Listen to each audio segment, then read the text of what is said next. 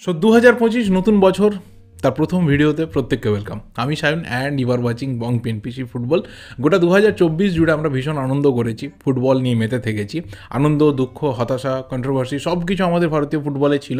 আজকে ফিরে দেখবো সেই 2024কে, মেজর যা কিছু ইনসিডেন্টস ঘটেছে, যেখানে আমি 3টে সেগমেন্টে ভাগ করেছি। চিয়ার মুভমেন্টস কী কী ছিল আমাদের ভারতীয় ফুটবলে, বিশেষ করে বাংলার ফুটবলে, তার সাথে কিছু স্যাড মুভমেন্ট তো অবশ্যই ছিল, এবং তার সাথে কন্ট্রোভার্সি ছিল। সব কিছু নিয়ে কথা বলবো, কিন্তু শুরুতেই বলবো প্রত্যেককে নতুন বছরের অনেক অনেক শুভেচ্ছা। Happy new year. প্রত্যেকের এই বছরটা খুব ভালো কাটুক, আমরা যেন 365টা দিন ফুটবল নিয়ে মেতে থাকতে পারি। আর একইভাবে যেভাবে বং পিএনপিসিকে তোমরা ভালোবাসছো, সাপোর্ট করছো, সেইভাবে সাপোর্টটা যেন, ভালোবাসাটা যেন আমি পেতে থাকি। আর শুরুতে আরেকটা কথা বলার রয়েছে যে আগামীকাল কিন্তু মোহনবাগান নামতে চলেছে হায়দ্রাবাদের বিরুদ্ধে, এবং সেই ম্যাচে নামার আগে 2-3টে ইনফরমেশন একটু শেয়ার করা রয়েছে। যেমন গ্রেগ স্টুয়ার্ট ফিট হয়েছে, ফিরে আসছে, তো অবশ্যই ফার্স্ট 11-এ থাকার মতো ফিটনেস এখনও অবধি সে গেন করতে পারেনি, তো বেঞ্চে স্টার্ট করবে। আর সময় মতো সুযোগ সুবিধা মতো বা ম্যাচের সিচুয়েশন ওয়াইজ তাকে নামানো হবে। আগের ম্যাচটা হায়দ্রাবাদ ইস্ট বেঙ্গলকে রুখে দিয়ে মোটামুটি একটু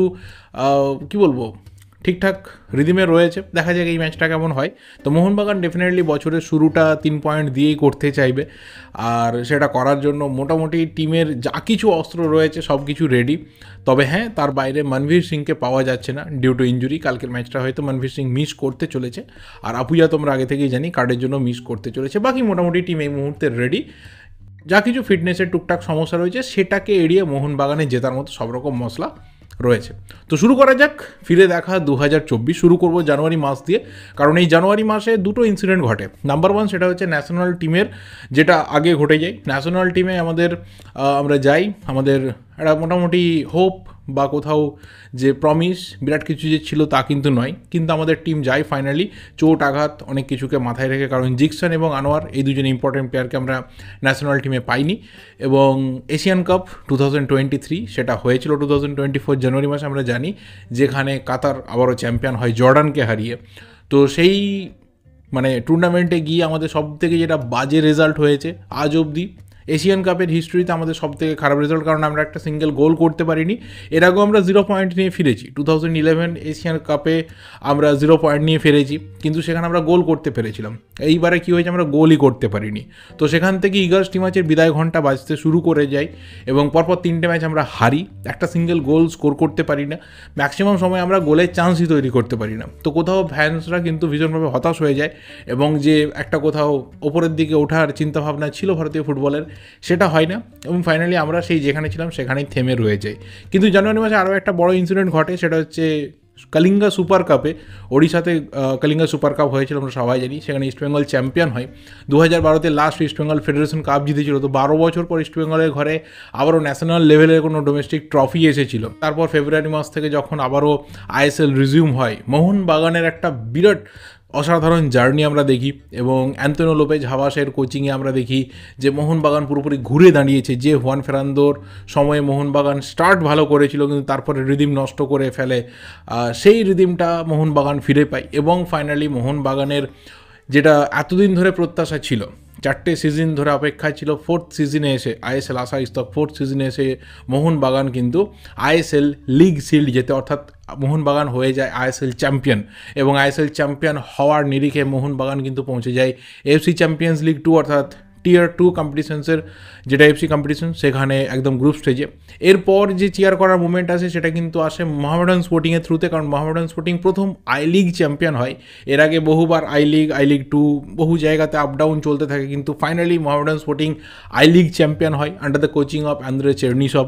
এবং ফাইনালি মোহামেডান স্পোর্টিং কিন্তু তৃতীয় বাংলার ক্লাব হিসাবে আইএসএলে ঢোকে, এবং প্রমোশনের মাধ্যমে আইএসএলে ঢোকে দ্বিতীয় ক্লাব হিসেবে আফটার পাঞ্জাব এফসি। দ্বিতীয় ক্লাব হিসেবে কিন্তু আই লিগ থেকে প্রমোটেড হয়ে আইএসএলে আসে মোহামেডান স্পোর্টিং। কিন্তু এখনও অবধি মোহামেডান স্পোর্টিংয়ে সেই আইএসএলে আসার জার্নিটা খুব একটা ভালো হয় না। আর এর মাঝখানে আরও একটা ভারতীয় ফুটবলে ন্যাশনাল টিমের ক্ষেত্রে ঘটনা ঘটে, যে আমরা ওয়ার্ল্ড কাপ কোয়ালিফিকেশনস রাউন্ডে খুব খারাপ রেজাল্ট করি, এবং কোচ ছাঁটাই হয়ে যান। ইগার্স টিমাচকে বিদায় জানানো হয়, এবং ফাইনালি আমাদের বহুল প্রত্যাশিত সেই মানুষটা, অর্থাৎ ম্যানুয়েল মার্কোস রোকা, তাকে কোচ করে নিয়ে আসা হয়। এবং এর মাঝখানে আরও একটা বড় ঘটনা ঘটে, সুনীল ছেত্রী তিনি ফাইনালি অবসর নেন।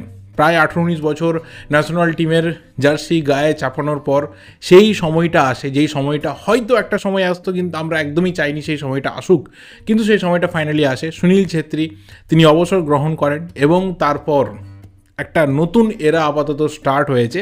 যেই এরাটা স্টার্ট হওয়ার পরেও কিন্তু বলবো যে 2024টা আমাদের ভালোভাবে ন্যাশনাল টিমের জন্য শেষ হয়নি। 2024টা এমন একটা বছর আমাদের ন্যাশনাল টিমের জন্য, আমরা একটা সিঙ্গেল ম্যাচ জিততে পারি না, যা হয়েছে আমরা হেরেছি, ড্র করেছি, এবং সব থেকে বড় ঝটকা আসে আফগানিস্তানের বিরুদ্ধে আমরা হেরে যাই, এবং সেখানেই আমাদের কোথাও ওয়ার্ল্ড কাপ কোয়ালিফিকেশনস রাউন্ডের যে রাউন্ড 3-তে যাওয়া, সেই যাওয়াটা আমাদের আটকে যায়। তো এটা একটা বিরাট বড় হার্ট ব্রেক আসে আমাদের জন্য, ইন্ডিয়ান ফুটবল ফ্যান্সদের জন্য। 2024টা ভারতীয় ফুটবল টিমের জন্য একদমই ভালো বছর ছিল না, একদম শুরু থেকে শেষ অবধি আমাদের পুরোটা খারাপ কেটেছে। তবে হ্যাঁ, এর মাঝখানে কাতারে যে ম্যাচটা ছিল কাতারের বিরুদ্ধে, সেই ম্যাচটা মোটামুটি জোর করে আমাদের হারিয়ে দেওয়া হয়। এরপর নতুন সিজন শুরু হয়, নতুন সিজনের শুরুতেই কিন্তু ডুরান্ড কাপে মোহামেডান স্পোর্টিং ইস্টবেঙ্গল কেউই আশা রাখতে পারে না ফ্যানেদের, কিন্তু মোহনবাগান ফাইনাল অবধি যায়, কিন্তু নর্থ ইস্ট ইউনাইটেড এফসির কাছে মোহনবাগান হারে পেনাল্টি শুট আউটে, এবং এটা নর্থ ইস্ট ইউনাইটেড এফসির প্রথম ট্রফি হয়ে যায়। আর আইএসএলে এখন যারা 13টা টিম রয়েছে, সেখানে শুধুমাত্র কেরালা ব্লাস্টার্সকে একটা সাইডে করে নর্থ ইস্ট চলে আসে বাকি ক্লাবগুলোকে জয়েন করতে, কারণ নর্থ ইস্টের কাছে ট্রফি এসে গেছে। আইএসএলে 13টা টিমের মধ্যে কেবলমাত্র কেরালা ব্লাস্টার্স এমন একটা টিম যাদের ঘরে কোনো রকম ট্রফি নেই, মেজর কোনো ট্রফি নেই, লোকাল কোনো ট্রফি আছে কিনা জানি না, কোনো মেজর ট্রফি নেই। বাকি 12টা ক্লাব বা ফ্র্যাঞ্চাইজি যাই বড় না কেন, ক্লাব ফ্র্যাঞ্চাইজি সব মিলিয়েই রয়েছে, তাদের কাছে একটা সিঙ্গেল হলেও ট্রফি রয়েছে মিনিমাম, কিন্তু কেরালার কাছে ট্রফি নেই। এরকম একটা বিরাট বড় ঘটনা ঘটে, এবং তারপর 24-25 সিজনের শুরুতে আরও একটা বড় ঝটকা লাগে। এএফসি চ্যাম্পিয়ন্স লিগ 2-এ প্রথমে ইস্টবেঙ্গল কোয়ালিফিকেশনস রাউন্ড থেকে আউট হয়ে যায়, চলে যায় চ্যালেঞ্জ লিগে। আর মোহনবাগান যুদ্ধ পরিস্থিতিতে ইরান যেতে না চাওয়ার জন্য ম্যাচ ক্যান্সেলড হয়, এবং ফাইনালি মোহনবাগানকে এফসি চ্যাম্পিয়ন্স লিগ 2 থেকে আউট করে দেওয়া হয়, এলিমিনেট করে দেওয়া হয়। এবং সেখানে প্রায় ম্যাক্সিমাম ভারতীয় ফুটবল ফ্যান এবং সমস্ত মোহনবাগান ফ্যান্স তারা কিন্তু সোশ্যাল মিডিয়াতে বা বিভিন্ন মিডিয়ামে এসে এই ব্যাপারটাকে কন্ডেম করে, এবং সেখানে পরিষ্কারভাবে বোঝা যায় যে এএফসি কিন্তু পক্ষপাতদুষ্টভাবে তাদের সিদ্ধান্ত নিয়েছে। কিন্তু যাই হোক, পরবর্তী সময়ে মোহনবাগান আবারও যাবে এবং ভালো রেজাল্ট করবে, এই নিয়েই আমরা আশাতে রয়েছি। উল্টো দিকে ইস্টবেঙ্গল চলে যায় এফসি চ্যালেঞ্জ লিগে, সেখানে গিয়ে ভালো পারফরমেন্স, 2টো ম্যাচ জয়, 1টা ম্যাচ ড্র, এবং ইস্টবেঙ্গল প্রথমবার এফসি চ্যালেঞ্জ লিগে নেমেই কিন্তু নকআউটসে পৌঁছে গেছে, যার খেলা রয়েছে মার্চ মাসে। কিন্তু এর মাঝে ইস্টবেঙ্গলের জন্য আরও বড় ঝটকা নেমে আসে, কারণ আইএসএল শুরু হওয়ার পর টানা 6টা ম্যাচ ইস্টবেঙ্গল হেরে যায়, যেটা ইস্টবেঙ্গলের জন্য একটা রেকর্ড। এর আগে আজ অবধি ইস্টবেঙ্গল পরপর 6টা ম্যাচ হারেনি কোনো ধরনের লিগে, সেটা কিন্তু ইস্টবেঙ্গলের সাথে হয়। তো একটা বাজে রেকর্ডের সামনে ইস্টবেঙ্গল পড়ে যায়, যেখানে ইস্টবেঙ্গলের জন্য কিন্তু একটা ভালো সময় অপেক্ষা করেছিল, কারণ টিম অনেক বেটার হয়েছিল। কার্লোস কোয়াদ্রাতকে ছেড়ে ফেলা হয়, এবং সেখানে নতুন কোচ হিসেবে অস্কার ব্রুজো তিনি দায়িত্ব নেন। তিনি আপাতত ইস্টবেঙ্গলকে অনেকটা মেরামত করার চেষ্টা করেছেন, এবং মোটামুটি যা কিছু পয়েন্ট ইস্টবেঙ্গল কালেক্ট করতে পেরেছে এইবারের আইএসএল সিজনে, সেটা কিন্তু অস্কার ব্রুজোর কোচিংয়ে। তো এই ধরনের কিছু মোটামুটি ভালো মন্দ সব রকম মুভমেন্টস দিয়ে যখন চলছিল, সেই সবটাতে একটা ভালো, মানে ওই হয় না যে শেষ পাতে একটা খুব সুন্দর মিষ্টি এসে পড়া, সেটা হয়েছে গতকাল রাত্রিরে। কারণ আমরা হায়দ্রাবাদে কেরালাকে 1-0 গোলে হারিয়ে 33 বারের মতো সন্তোষ ট্রফি জয়লাভ করেছি। আর এই বাংলার জয়ের পেছনে যে মানুষটাকে সব থেকে বড় কৃতিত্ব দেওয়া হচ্ছে, he is none other than Sanjay Sen, যাকে বাংলার ক্লাবগুলো বর্তমানে আর সেইভাবে কোনো রকম দায়িত্বে রাখে না। অনেক দিন আগে তিনি মোহনবাগানের অ্যাসিস্ট্যান্ট কোচ ছিলেন অ্যান্থনি লোপেজ হাভাসের সাথে, তারপর কোথাওই তিনি খুব একটা সুযোগ পান না, বা তিনি কাজও করতে চান না, কিন্তু তিনি বাংলার দায়িত্ব নেন, এবং ফাইনালি তিনি সন্তোষ ট্রফি চ্যাম্পিয়ন করেছেন। কিন্তু একটা বিষয় আমাদের অনেকেরই খেদ রয়ে গেছে, যে শুরু থেকে শেষ অবধি আমরা হয়তো বাংলার ফুটবল নিয়ে কথা বললাম, ঠিক কথা, কিন্তু এটাও ঠিক যে বাংলার ক্লাবগুলোতে বাঙালি প্লেয়ারের সংখ্যা আস্তে আস্তে কমে যাচ্ছে। মোহনবাগানে সুভাশিস বোস একটা বিরাট বড় ব্যাটন ধরে দাঁড়িয়ে রয়েছে, আর পেছনের সারিতে দীপেন্দুর মতো প্লেয়াররা উঠে আসছে। ইস্টবেঙ্গলে কিন্তু সৌভিক বা দেবজিতের মতো সিনিয়র প্লেয়াররা রয়েছে, সৌভিক একা সামনের সারিতে দাঁড়িয়ে রয়েছে, দেবজিতও সুযোগ পায় না। আর নতুনদের মধ্যে প্রভাত লাকড়া বা আর অনেকে রয়েছে, সায়ন ব্যানার্জিরা রয়েছে, কিন্তু তাদেরও প্রমিস জাগালেও এখনও অবধি তারা কিন্তু স্টার হয়ে উঠতে পারেনি। তো যাই হোক, বাংলার ফুটবলে সুদিন ফিরবে, কারণ এই বাংলার ছেলেগুলো হয়তো আগামী দিনে কোনো না কোনো আইএসএল টিমে যাবে, এবং তারা দাপিয়ে ফুটবলটা খেলবে, যেভাবে আমরা সন্তোষ ট্রফিতে দেখেছিলাম। আর এর মাঝে যেটা দিয়ে আমি শেষ করবো, সেটা হচ্ছে কন্ট্রোভার্সিয়াল ম্যাটার। ভারতীয় ফুটবলের এ যাবৎ সবথেকে বড় কন্ট্রোভার্সিয়াল ম্যাটার ঘটে যখন আনোয়ার আলীর মুভ মোহনবাগান থেকে ইস্টবেঙ্গলের পথে হয়। আনোয়ার আলী মোহনবাগানে একটা লোন চুক্তি সই করেছিল 2023 সালে, 23-24 সে কন্টিনিউ করে, 2টো ট্রফি জেতে, কিন্তু তারপর অটোমেটিক্যালি সে চেয়েছিল যে একটা বড় কন্ট্রাক্ট, একটা পার্মানেন্ট কন্ট্রাক্ট, সেটা মোহনবাগান দেয়নি এবং তারপর বিভিন্ন রকম আইনি জটিলতা সব কিছুকে পেরিয়ে ইস্টবেঙ্গলের সই এবং তারপরে মোটামুটি আনোয়ার আলীর আপাতত ইস্টবেঙ্গল জার্সিতে বর্তমানে যে জার্নিটা চলছে, প্রথম ফেজটাকে বাদ দিলে, যখন ইস্টবেঙ্গলের ব্যাট ফেজ ছিল সেটাকে বাদ দিলে বর্তমানে কিন্তু আনোয়ার আলী যথেষ্ট ভালো খেলছে, কিন্তু সেই যে কন্ট্রোভার্সিয়াল ম্যাটার সেটা এখনও জারি রয়েছে। বহুভাবে কিন্তু সেই বিষয় আপ ডাউনের মধ্যে দিয়ে যাচ্ছে। একটা সময় ফ্যানরা বা আমরা ভীষণভাবে সেখানে এনগেজ ছিলাম, সকাল থেকে রাত অবধি আমরা স্ক্রোল করতে থাকতাম যে আনোয়ার আলীর ম্যাটার কী বেরিয়ে আসছে।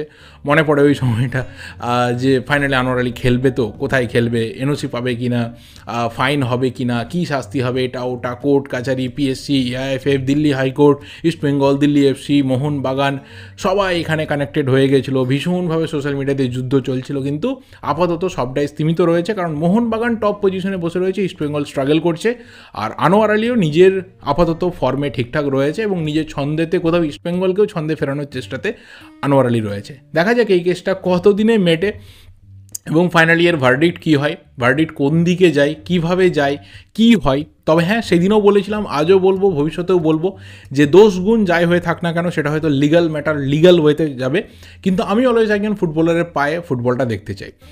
আর সেই ক্ষেত্রে সে যদি শাস্তি পায়, যদি তাকে আইন মনে করে যে হ্যাঁ সে শাস্তি পাওয়ার যোগ্য, সে শাস্তি পাক, তার ফাইন হোক, what ever, I don't care, আমার কিছু মনে হয় না সেখানে। যদি মনে হয় যে ঠিক আছে 2 বছর তাকে বাদ দিয়ে রাখা হবে, রেখে দাও, কিন্তু তার পায়ে যেন আবার ফুটবলটা ফিরে আসে, ফুটবল যেন না চলে যায়, সে শাস্তি পাক তার ভুলের জন্য, বা শাস্তি না পাক সে যদি কোনো ভুল না করে থাকে, কিন্তু সেদিনও বলেছিলাম ফুটবলটা যেন তার পায়ে থাকে। আনোয়ার আলী পায়ে ফুটবল রয়েছে, খেলে যাক, যেখানে ইচ্ছা সেখানেই খেলে যাক, কারণ মোহনবাগান তার ছন্দে রয়েছে, 1 নম্বর পজিশনে রয়েছে, আশা রয়েছে মোহনবাগান এই সিজনে টাইটেলকে ধরে রাখতে পারবে। তোমাদের কি মনে হয় অবশ্যই কমেন্ট করে জানিও। আর ফিরে দেখা 2024 কেমন লাগলো, বা তোমরা আরও কী কী বেটার জিনিস দেখেছো যেটা হয়তো আমি মিস করে গেলাম, অবশ্যই কমেন্ট করে জানিও। এই ভিডিওটা এই অবধি ভালো লাগলে লাইক করো, শেয়ার করো, দেখা হবে পরের ভিডিওতে। Till then subscribe the channel যদি নতুন হয়ে থাকো, কারণ 2024-এ 10,000-এর ওপর মানুষ কিন্তু বং পিএনপিসিতে যোগ দিয়েছে, এই পরিবারটা আরও বড়ো হচ্ছে। So thank you, good bye and good night.